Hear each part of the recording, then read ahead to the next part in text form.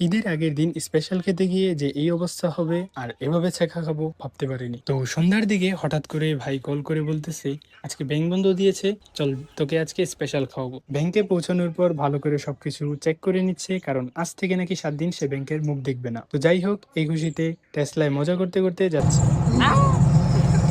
খাওয়ার লোভ সামলাতে না পেরে রওনা করে দিলাম একত্রে যাওয়ার উদ্দেশ্যে। রাস্তা দিয়ে গরু যায়, গরু বাপ যায়, আমিও যাই, কিন্তু কোথায় যাই? Jinardi railway station.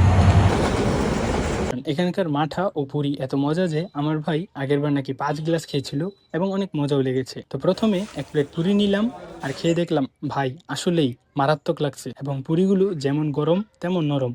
মানে এক কথায় সেই স্বাদ পেয়ে আরো 1 প্লেট নিলাম। তারপর ভাবলাম সস দিয়ে মজা করে খাই। সস ঢালতে গিয়ে পুরোপুরি 12টা বাজিয়ে ফেলি। সস দিয়ে সাঁতার কাটা যাবে। এরপর মাঠা নিলাম, কি বলবো টক, 5টা তো দূরের কথা, 3 জন মিলে 3 গ্লাস খাওয়াই কষ্ট হয়ে যাচ্ছিল। গরমে ফ্রিজে কারেন্ট না থাকায় হয়তো মাঠা টক লাগছে, কিন্তু অনেক গাঢ় ছিল, তাই বের হয়ে যাচ্ছে। এক লোক মনে মনে বদদোয়া দিচ্ছিল।